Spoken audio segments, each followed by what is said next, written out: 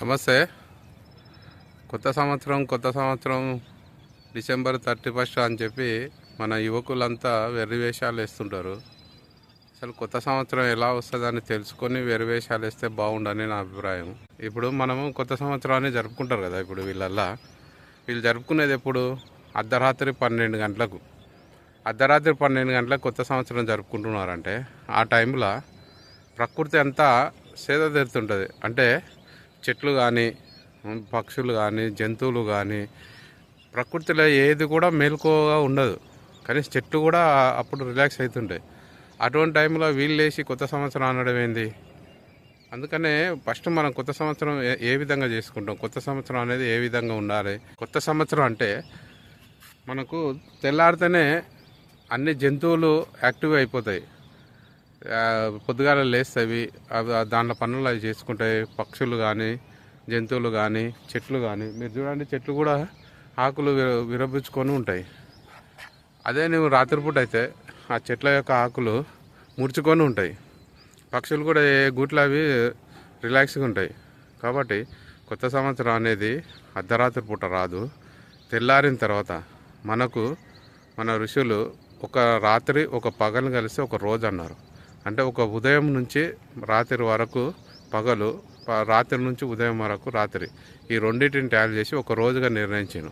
ఒక రోజు ఎప్పుడు మొదలవుతుంది అంటే సూర్యోదయానికి ఒక రోజు మొదలవుతుంది. సూర్యోదయం అవుతుంటుంది, పక్షాదులు వాటి ఒక జీవనాన్ని కొనసాగించడానికి వెళ్తుంటవి.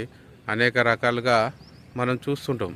అంతేగాని అర్ధరాత్రి పూట దయ్యాలు లేచి వేటాడే జంతువులు లేచినప్పుడు ఇదేం కొత్త సంవత్సరం నాకు అర్థమవుతలేదు. కాబట్టి మనం మేల్కొనాలి, తెలుసుకోవాలి. మనం జ్ఞానం పెంచుకోవడానికి చదువుకొని కూడా మూర్ఖులాగా తయారవుతున్నాం. అసలు చదువుకున్నప్పుడు ఆ జ్ఞానం మనకేం నేర్పింది? అసలు సంవత్సరం అనే డేట్ ఎప్పుడు మారుతుంది?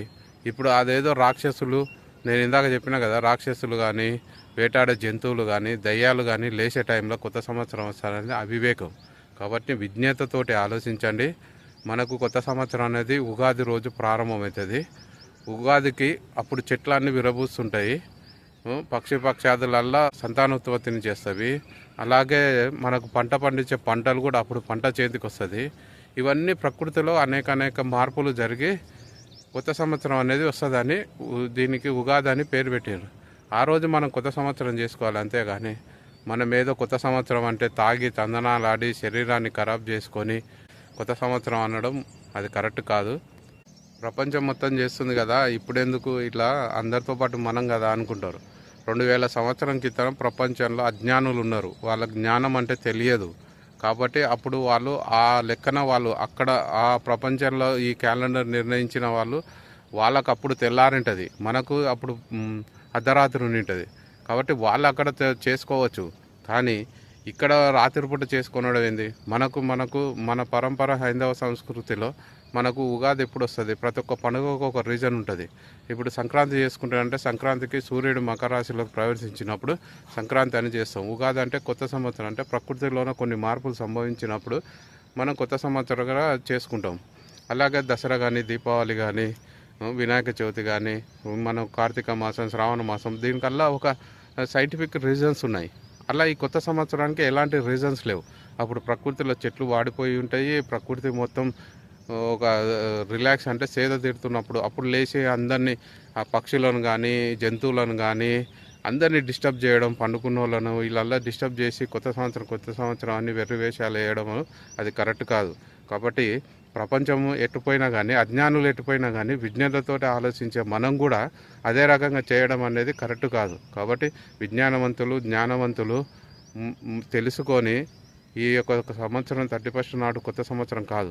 ఒకవేళ మనకు ఐక్యరాజ్య సమితి ప్రకారము, ప్రపంచ సమీకరణ ప్రకారము మనకు ఒక ఇంగ్లీష్ క్యాలెండర్ ఇవ్వచ్చేమో, కానీ ఆ క్యాలెండర్ని మనం అనుసరించాలి. కానీ పండుగలను మాత్రం మనం స్వీకరించలేదు.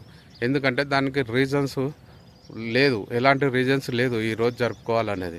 వాళ్ళు ఏదో గుడ్డిగా పెట్టిన దాన్ని, ఆ గుడ్డిదాన్ని మనం వినిస్తే మనం గుడ్డిగా అనుసరించడం వల్ల మనమేం అవివేకులం కాదు. వివేకంగా ఆలోచించండి. ఈ యొక్క 31 నైటును మీరంతా బహిష్కరించండి. కొత్త సంవత్సరం ఉగాదిని చేసుకోండి. అందరూ సుఖ సంతోషాలతోటి ఉండండి. జై శ్రీరామ్, భారత్ మాతా కీ జై.